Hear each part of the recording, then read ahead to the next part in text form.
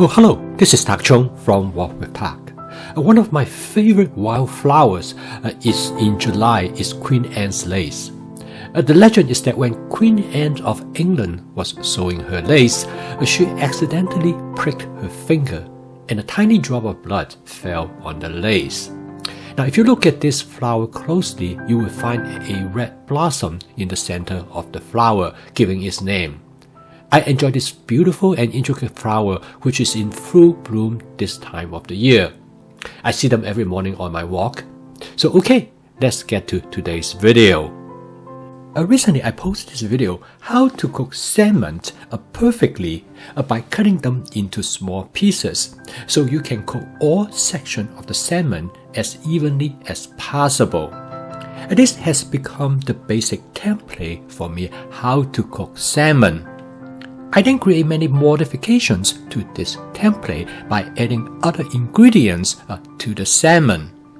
In this video, I would like to introduce to you to these particular variations that I use mushroom and bell pepper. I'm going to cook this dish in my Cuisine 14-inch stainless steel wok by starting out with 2 tablespoons of canola oil.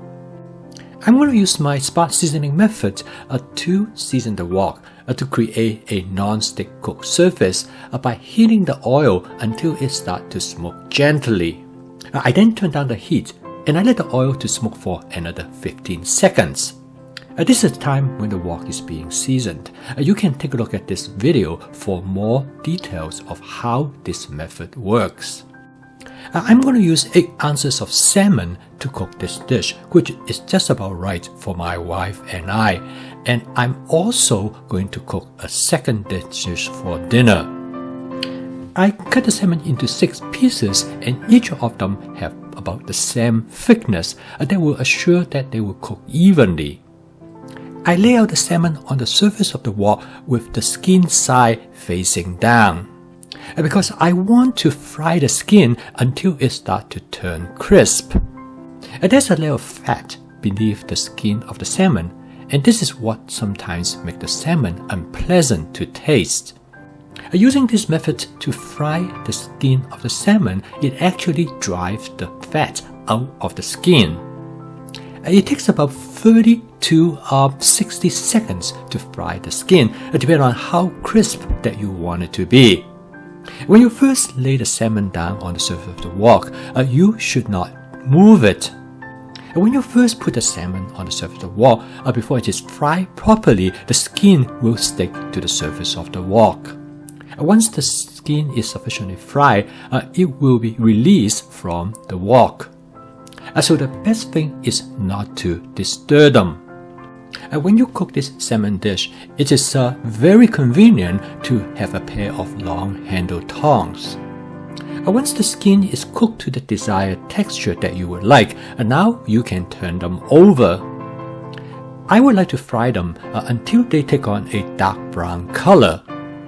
You will notice that if the salmon skin has not been fried sufficiently, they will stick and you will have a hard time in turning them. Now I lay the salmon on their side. Now this is also the case is that when you first lay them on the side, they will stick to the bottom of the wok.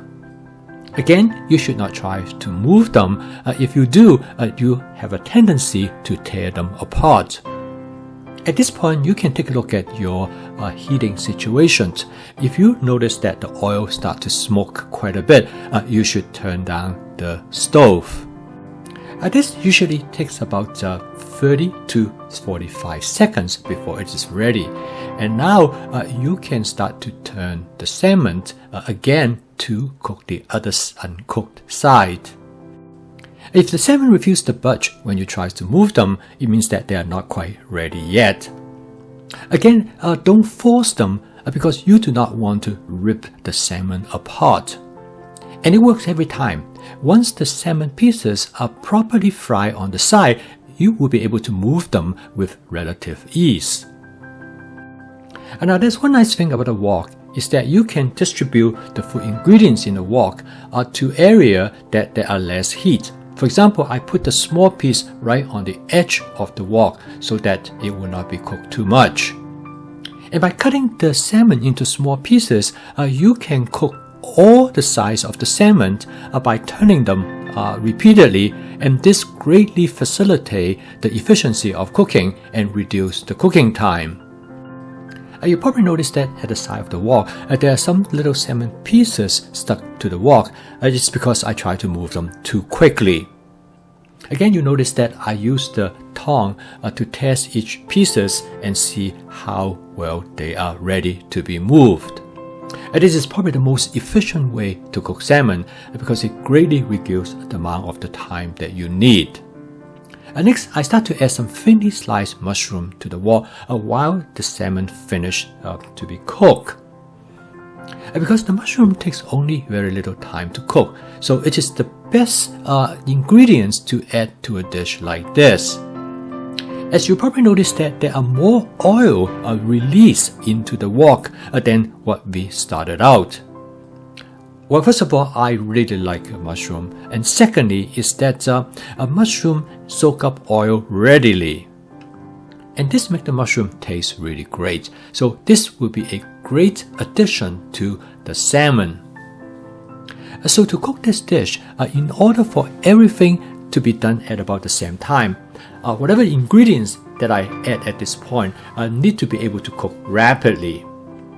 And besides, I already have some mushroom prepped in my advanced prepping.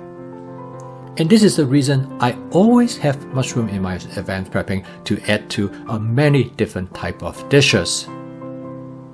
And next, I switch to the wok spatula to stir fry all the contents. As you notice that the salmon has been cooked in such a way that it stays together without breaking apart. Next, I'm going to add some fresh minced ginger to the dish. My wife loves ginger, and I add the ginger at this point of the cooking process because this will make the ginger flavor stronger in the dish. And next, I'm going to season the dish with a combination of oyster sauce. I use about 1 tablespoon, but you can use whatever amount that you like. And I'm also going to add about 1 tablespoon of a teriyaki sauce. The last ingredients I'm going to add is some bell pepper. Again, I have the bell pepper already in my advanced prepping. I add them toward the end because I want to cook them minimally. A few quick stir, the dish is done. But I noticed that some of the ginger as well as the sauce got burned and stuck to the bottom of the wok. To get them off the wok, I'm going to add a few drops of water and I'm using my wok spatula to scrape them off. I call this method spot cleaning because I clean the wok as I cook. At the same time, I return some of the flavor back to the dish and to create a very light sauce. You can take a quick look at this video and to see how this method works. Okay, the dish is done and the total cook time is a little bit over 8 minutes. So this dish demonstrates the essence of my fast cooking system. And the word fast is the acronym for flavor chasing, advanced prepping, stir frying, and template-based cooking. So the basic template of this dish is to pan fry the salmon. And this is followed by adding other ingredients and to stir fry the dish to its completion. So with this basic template, you can create many different variations by changing the vegetables that you are going to add to the dish. For example, you can substitute the mushrooms and the bell pepper with different kinds of vegetables as long as they can cook rapidly in the wok. And by advanced prepping, you will have the ingredients already available to you so you can cook this dish very quickly from start to finish. Through flavor chasing, you can season the dish in many different ways that you like to create the flavor that you love and enjoy. I think this is probably the best way to cook salmon. It's not only that it is efficient, but it's also cost effective. But most importantly is that it can create many different salmon dishes. And with this basic template, it provides you with infinite possibilities only limited by your imagination. If you love salmon, I strongly recommend you to give this a try. Even you might not think you like salmon, this dish probably will change your mind. I post a video each day to help you to make home cooking as part of your daily routine using my fast cooking system. If you'd like to learn more about this cooking system, please subscribe to my YouTube channel. So keep on cooking. I will see you tomorrow.